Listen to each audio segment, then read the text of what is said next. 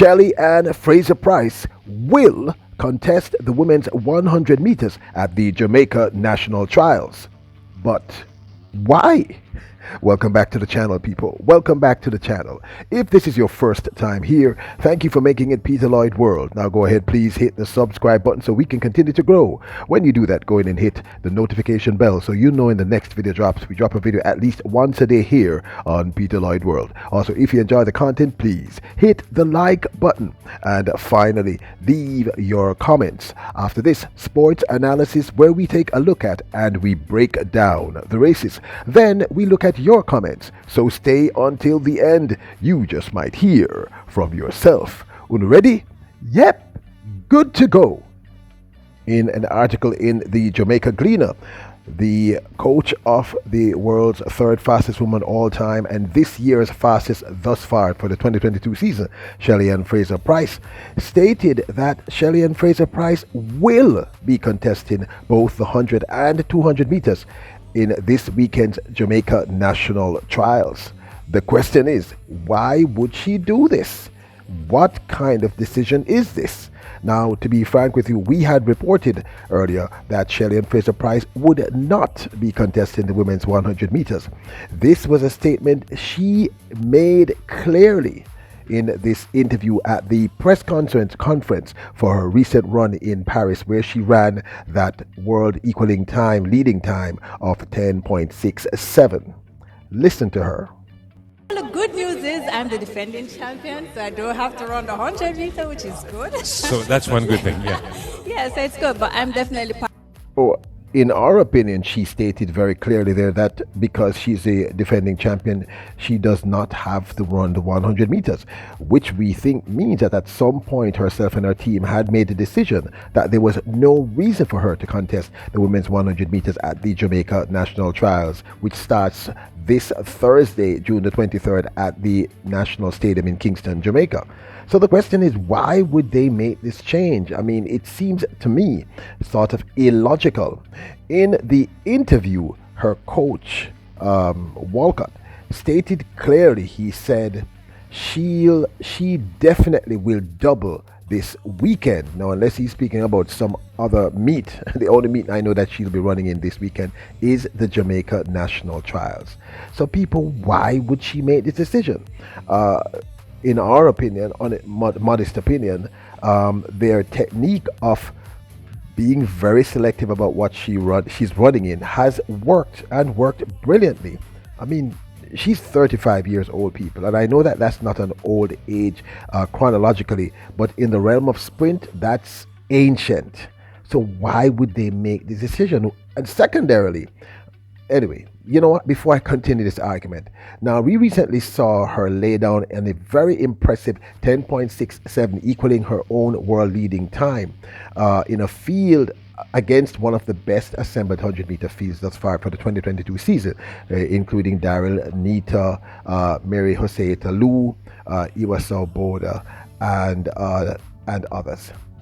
Here she is at the Paris Diamond League.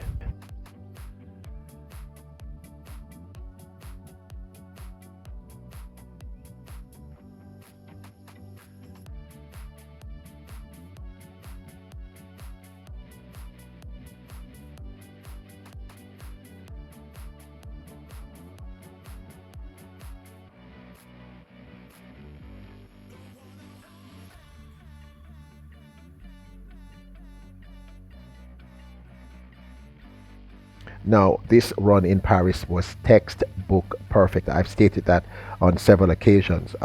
From her start, perfect drive phase into her top end, where she actually extended her lead against the rest of the field. And of course, 10.67 is a remarkably impressive time. We are still a little confused though as to why would you change. You know, my father used to tell me, if it ain't broke, you don't fix it. But I guess maybe you can improve it, you know, tweak it, so to speak. And based on the interview, it appears as if her coach believes that there are still a few things that they could tweak. And maybe they believe that at this point it would be best for her to compete against the other best, the world's best, which is Elaine Thompson-Herah. But it still strikes me as a very odd decision for herself and her team to make. I mean, I'm just bewildered.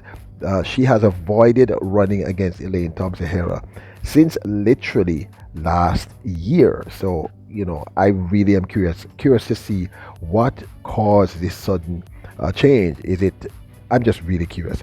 Of course, we saw her run her first 100-meter officially for the 2022 season at the Cape Kenya Classic, where she laid down in Nairobi, Kenya, where she laid down that remarkable 10.67 seconds.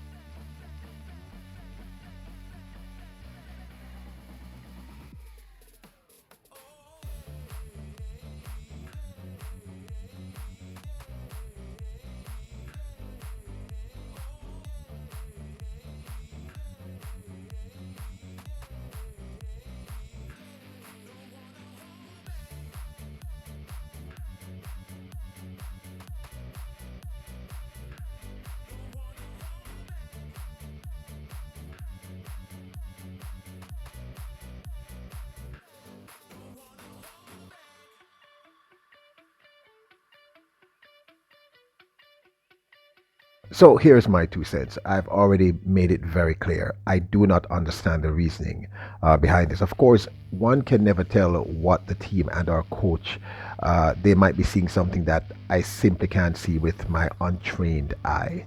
I see absolutely no logical reason outside of maybe just